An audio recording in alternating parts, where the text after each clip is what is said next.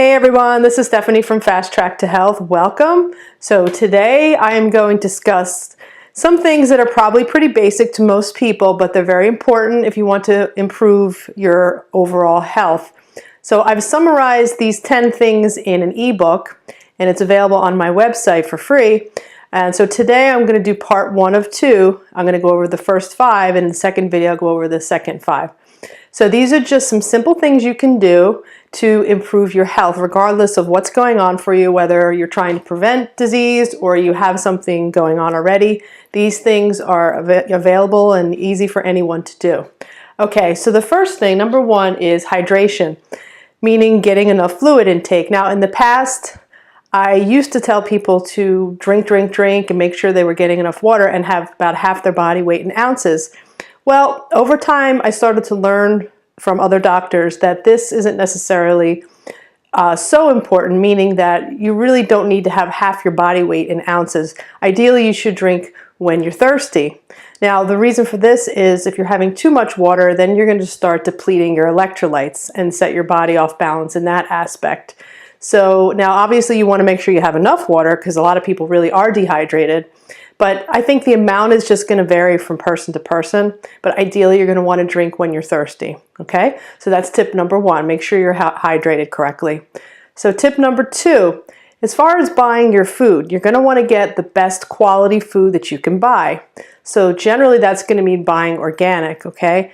Now, I know a lot of people complain about the price, but you have to think about your health long term. Okay? It might cost you a little bit extra now, but it's going to really benefit you in the long run, okay?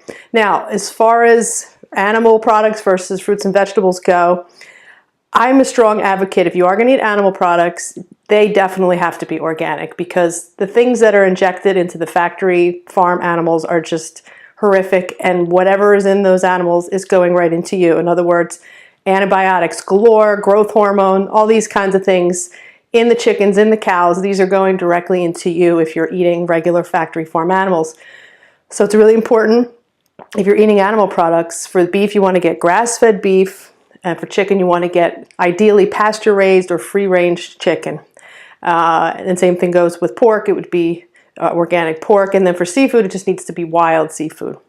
And now, as far as fruits and vegetables go, some are more sprayed than others. So if you go online, you can look for the Dirty Dozen Clean 15. So this will tell you which produce, like fruits and vegetables, should be organic ideally and which don't necessarily have to be. So you don't have to spend that extra money on certain ones. That, again, that's the Dirty Dozen Clean 15. It's available all over the internet. That'll tell you how to buy your fruits and vegetables. Okay, number 3. This one's really, really important. Reduce your sugar intake, okay? So I've talked about sugar in other videos, and I'm sure I'll eventually do some more on sugar in general. But reducing your sugar intake is extremely important for many, many reasons, not only just for weight loss, but to prevent diabetes, to prevent inflammation. If you want to just stay healthy in general, reducing your sugar intake. And this doesn't just count for candies and cookies and sweets, but even a lot of starches, especially refined starches like breads and pastas and cereals. You want to reduce those kinds of foods as much as possible, and this will help your overall health. Okay, next, number 4 is reduce your stress. This is another one that you hear all the time. We're all like, yeah, of course, stress is a killer. It really is. So, whatever it is that you're dealing with, obviously that may not be able to change, but you're going to have to start to learn ways to reduce it within yourself. Either removing yourself from the situation, which isn't always possible, or just doing some things for your body to keep your body more relaxed when you're not in that situation. So, working on exercise, meditation, yoga, deep breathing, maybe taking supplements, getting acupuncture. Acupuncture is great for stress. So there's lots of things that you could do, but keep in mind that stress can set off a wide cascade of health problems later on. So make sure you're really doing something about that.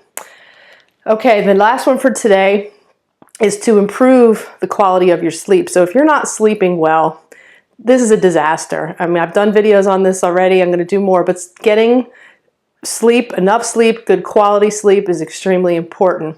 So there's lots of things you can do. I'll just give you a quick rundown. Make sure your room is dark. Make sure your room is the right temperature. It's not too hot. Make sure you're not having caffeine after about 2 or 3 o'clock in the afternoon. There's lots of relaxing teas you can drink. There's supplements that you can take. Doing some self-massage at the end of the day, or especially the back of your neck, that can be very helpful. Trying to find out why you're not sleeping well, maybe working with a practitioner to see if they can help you figure it out. But getting, quality sleep is extremely important for everyone. So be sure that you're working on that in any way that you can. So if you would like a copy of my free ebook, it's available on my website anytime, and I'm also going to put the link below here in the comments so you can download it.